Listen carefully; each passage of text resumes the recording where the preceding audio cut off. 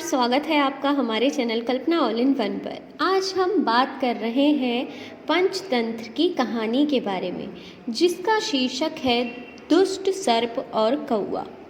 एक जंगल में एक बहुत बड़ा बरगद का पेड़ था।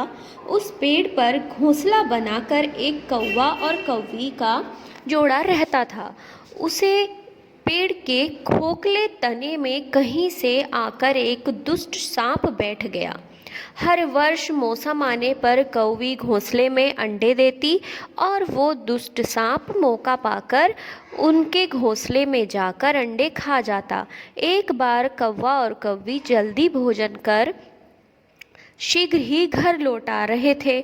उन्होंने उस दुष्ट सांप को अपने घोंसले में रखे अंडे झपटते देखा। अंडे खाकर सर्प चला गया। कौवे ने कौवे को ढांढस बंधाया और बोला, प्रिय हिम्मत रखो, अब हमें शत्रु का पता चल गया है तो कुछ न कुछ उपाय ज़रूर सोच लेंगे।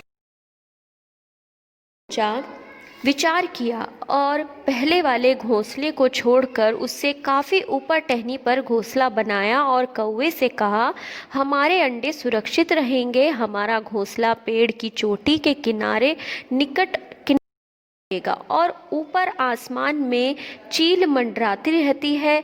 चील सांप से बैर रखती है। दुष्ट सांप यहाँ तक नहीं आएगा, वो आने का साहस भी नहीं कर पाएगा।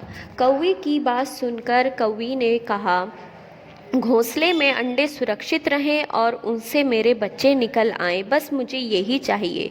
ऊपर सर्प उनका घोंसला खाली देखकर समझ गया कि उन्होंने डर से कौवा और कौवी शायद वहाँ से चले गए हैं, पर दुष्ट सर्प इधर उधर घूमता रहा, देखता रहा कि कहीं ना कहीं वो दोनों होंगे।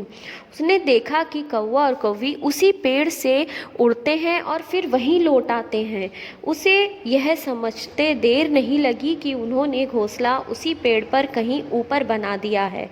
एक दिन सर्प ने सोचा, अपने बिल से निकलकर के पीछे देखने के लिए चल दिया। कौवे का नया घोंसला उसने खोज लिया। घोंसले में कौवा दंपत्ति ने 3 नवजात शिशु रखे थे। दुष्ट सर्प उन्हें एक एक करके घप घप निकल गया और वापस अपने बिल में लौटकर डकार लेने लगा। कौवे लौटे तो घोंसला खाली पाकर सन्न रह गए। घोंसले में हुई टूट फूट व नन्हे कौवों के पंख बिखरे देखकर वह कौवी बिलक बिलक कर रोने लगी। वो हर वर्ष बच्चे पैदा करती और वो सांप खा जाता। कौवा बोला, नहीं, यह माना कि हमारे सामने विकट समस्या है, पर यहाँ से भागने का कोई हल नहीं है। विपत्ति के समय में मित्र काम आते हैं, तो लोमड़ी मित्र से सलाह लेनी चाहिए। दोनों तुरंत ही लोमड़ी के पास गए। लोमड़ी ने अपने मित्रों को दुखी भरा समाचार सुना, उनकी पूरी कहानी सुनी, जिससे कि उसने उनकी मदद करने के लिए बोला। उन्होंने कौवा तथा कौवी के आंसू पोंछे। लोमड़ी ने काफ़ी सोचने के बाद कहा, मित्रों, तुम्हें वह पेड़ छोड़कर जाने की ज़रूरत नहीं है। मेरे दिमाग में एक तरकीब आ रही है, जिससे वह दुष्ट सांप से छुटकारा तुम्हें मिल जाएगा। लोमड़ी ने अपने चतुर दिमाग से तरकीब बनाई। लोमड़ी की तरकीब सुनकर कौवा और कौवी खुशी के मारे उछलने लगे। उन्होंने लोमड़ी को धन्यवाद दिया और अपने घर लौटा। अगले दिन जब योजना अमल में लानी थी तो उसी वन में बहुत बड़ा सरोवर था।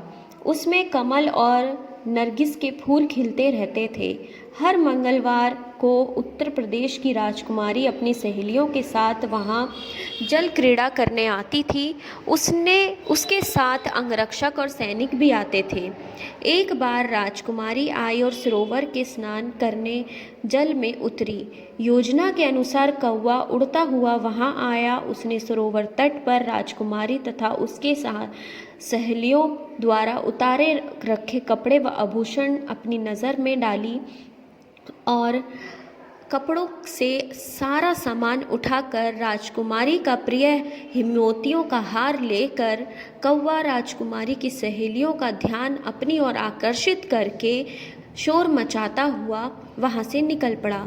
जब सबकी नज़र उसकी ओर घूमी तो कौवा राजकुमारी का हार चोंच में दबाकर ऊपर उड़ गया। सभी सहेलियां चीखी, देखो देखो, वह राजकुमारी का हार उठाकर ले जा रहा है। सैनिकों ने ऊपर देखा तो सचमुच एक कौवा हार लेकर धीरे धीरे उड़ता जा रहा था। सैनिक उसे दिशा में दौड़ने लगे। कौवा सैनिकों को अपने पीछे लगाकर धीरे धीरे उड़ता हुआ उसी पेड़ की ओर आया। जब सैनिक कूच की हुए उसके पीछे भाग रहे थे तो उसने राजकुमारी का हार इस प्रकार गिराया कि वह सांप के बिल में गिर गया, अंदर भीतर चला गया। सैनिक दौड़कर उस बिल के पास पहुँचे। उसके सरदार ने बिल के भीतर झांका। उसने वहाँ हार और उसके पास एक सर्प बैठा देखा। वह चिल्लाया, पीछे हटो, अंदर एक नाग है। सरदार ने बिल के भीतर भाला मारा। सर्प घायल हुआ और फुफारता हुआ बाहर निकल आया। जैसे ही वह बाहर आया, सैनिकों ने भालों से उसके टुकड़े टुकड़े कर डाले। इस कहानी से क्या शिक्षा मिलती है? सूझबूझ कर उपयोग कर हम बड़ी से बड़ी ताकत और दुश्मन को हरा सकते हैं। अगर हमारी बुद्धि सूझबूझ से हम उनका उपयोग करें, अपनी बुद्धि का उपयोग करें, तो हम सामने वाले को, जो बहुत ज़्यादा ताकतवर भी हो, हम उसको भी हरा सकते हैं। बुद्धि का प्रयोग करके हम हर संकट से लड़ सकते हैं और हर संकट का हल भी निकाल सकते हैं। अगर ये कहानी आपको अच्छी लगी है, अगर ये वीडियो आपको पसंद आई है तो वीडियो को शेयर करें, लाइक करें, कमेंट करें। जुड़े रहें कल्पना ऑल इन वन के साथ।